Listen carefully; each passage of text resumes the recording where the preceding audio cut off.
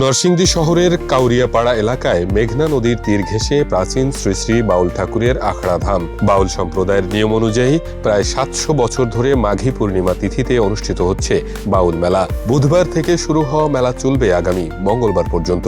দেশের বিভিন্ন প্রান্ত থেকে আগত ভক্তদের উপস্থিতিতে বাউল ঠাকুরের আখড়া পরিণত হয় ধর্ম বর্ণ নির্বিশেষে সকল ধর্মাবলম্বীদের মিলন মেলায়। আত্মশুদ্ধি আর আত্মমুক্তির জন্য মেলা থেকে বাউলরা তুলে ধরেছেন মানব প্রেমের গান।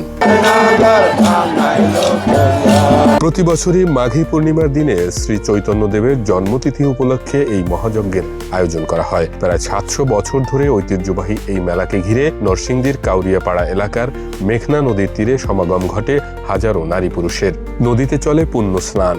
পাশেই রয়েছে বাউল ঠাকুরের আখড়া, যেখানে দেশের বিভিন্ন স্থান থেকে বাউল কণ্ঠ সাধকরা এসে বসিয়েছে বাউল গানের আসর। ভক্তরা সারি বেঁধে মহাযজ্ঞ অনুষ্ঠানে ঘি, প্রদীপ, মোমবাতি ও আগরবাতি জ্বালিয়ে পুজো দিচ্ছেন আর প্রার্থনা করছে পরিবার ও দেশের সকল মানুষের কল্যাণ সহ যত ধরনের অশুভ শক্তি থেকে নিষ্কৃতি পেতে। আবার কেউ বা ছুটে আসছেন বাউল ঠাকুরের কাছে দীর্ঘদিনের মনোবাসনা পূরণের আশায়। আচরিক অর্থে বাউল তো আসলে একটা দর্শন, একটা বিশ্বাস এবং একটা সর্বমানবতাবাদের এবং মানুষের কল্যাণের নিমিত্তেই আসলে বাউল দর্শনটা তৈরি। তো আসলে জন্মগতভাবে কেউ বাউল হয় না, বাউলের দর্শনকে মতকে ধারণ করতে হয়। সেই হিসেবে আমার বাবা বা এরকম ধরে আমরা প্রায় 4 প্রজন্ম ধরে এই ধর্মের আশ্রয়ে আছি এবং আমাদের পদবিটা আমরা বাউল হিসেবে নিয়েছি। আরও আগে থেকেই আরও অনেকেই এটাকে গ্রহণ করেছে এবং একটা পরম্পরা আমাদের ভেতরে আসলে রয়েছে। ৭০০ বছরের ঐতিহ্য এই বাউলের মেলা আমাদের ব্রাহ্মণপাড়ায় সবসময় হয়ে থাকে, যেটা আমাদের আসলে ঐতিহ্য। দল মত জাত ভেদে আমাদের যে মেলার সৌন্দর্যতার সাথে প্রকাশ পায়, সেখানে আমাদের সকল সনাতন ধর্মাবলম্বীরা আমরা যেখানে প্রদীপ প্রজ্বলন করি এবং মনের যে আকাঙ্ক্ষা আসর ছিল সবকিছু আমরা পূরণ করার জন্য আসি। বাউল আখড়ার আটচালা বৈঠক ঘরে চলছে মুন্সিগঞ্জ, ময়মনসিংহ, কুমিল্লা, গাজীপুর, ব্রাহ্মণবাড়িয়া সহ দেশের বিভিন্ন প্রান্ত থেকে আসা কয়েকশো বাউলদের বৈঠক। বাউল সাধকরা এই আসরে বাউল গান শুনিয়েছেন। আত্মশুদ্ধি আর আত্মমুক্তির জন্য এই মেলায় আসেন তারা এবং তুলে ধরেন মানব প্রেমের গান। ৭০০ বছর যাবৎ আমাদের বাউল মেলা চলে আসছে। এখানে দেশ বিদেশ থেকে বিভিন্ন বাউলরা, বাউল এবং বাউল যারা অনুসারী আছে তারা এই মেলায় অংশগ্রহণ করে থাকে। প্রতি বছর মাঘী পূর্ণিমা তিথিতে এই মেলাটা হয়ে থাকে। মেলাটা 7 দিন যাবৎ এইদিকে গান বাজনা, বাউল ঠাকুরের যে আদর্শ নিয়ম নীতি আছে, এখানে আমরা যারা অনুসারী আছি এবং বাউল যারা আছে তার এখানে গানে গানে বাউল ঠাকুরের আদর্শগুলো আমরা এখানে গান গিয়ে থাকি।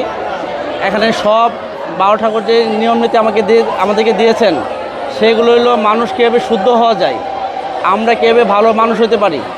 এবং আজকে যে যজ্ঞটা হচ্ছে আমাদের, এই যজ্ঞটা হইল সমাজ, দেশ এবং বিশ্ব শান্তির জন্য এই যজ্ঞটা প্রতি বছর করা হয়, যেন বিশ্ব শান্তি হয়।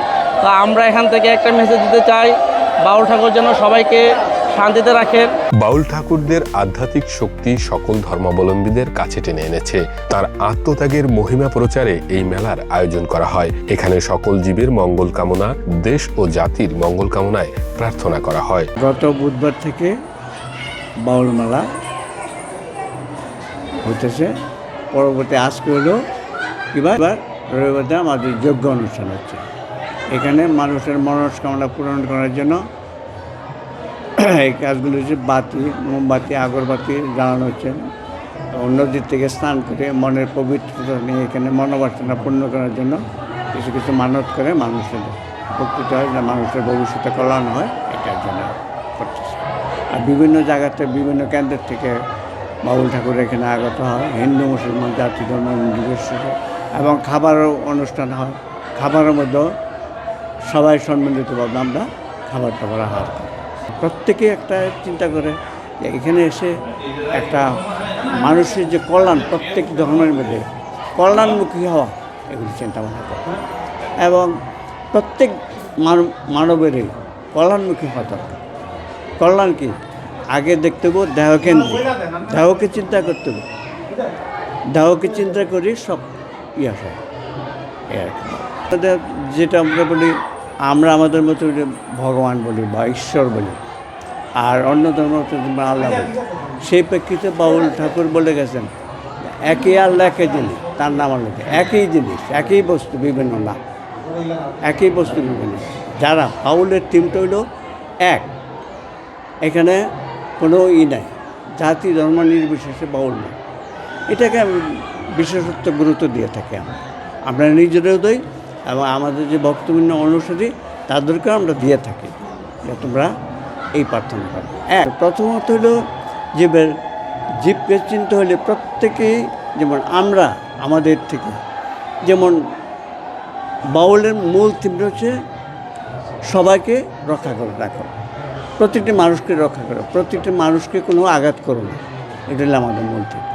আমরা নিজেরা চেষ্টা করে আমাদের অনুষ্ঠান করে এই মন্ত্র দীক্ষিত করি যে ঝগড়া করো না, বিবাদ করো না, কী আছে রে বাবা, যেতে হবে চলে।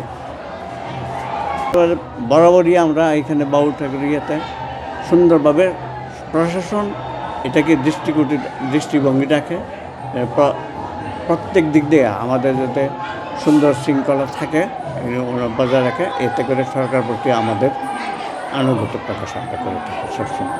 প্রবাদ আছে, মুঘল আমলে মেঘনা নদী থেকে যাওয়ার সময় সওদাগররা পালতোলা বড় বড় নৌকা তীরে ভিড়িয়ে এই ঘাটে পুণ্য স্নান করে ঘি প্রদীপ জেলে বাণিজ্যিক উন্নতি সহ মনোবাসনা পূরণ করতে আসতেন এই বাউলের আখড়ায়। ফেরার পথে সওদা করে নিয়ে যেতেন কাঠের তৈরি খাট পালঙ্ক সহ নানা গৃহস্থলী জিনিসপত্র। মেলাকে ঘিরে মেঘনা নদীর পার ঘেঁষে জমে উঠেছে খেলনা, কুটির শিল্প, মৃৎশিল্প, কাঠ, বাঁশ ও মাটির তৈরি কুটির শিল্পের সামগ্রিক হরেক রকম দোকানের পসরা। এছাড়াও শিশুদের আকৃষ্ট করতে মেলায় বসেছে পুতুল নাচ, নাগরদোলা সহ নানা বিনোদনমূলক রাইড। বাউল ঠাকুরের আধ্যাত্মিক শক্তি এই সকল ধর্মাবলম্বীদের কাছে টেনে এনেছে। তার আত্মত্যাগের মহিমা প্রচারে এই মেলার আয়োজন করা হয়।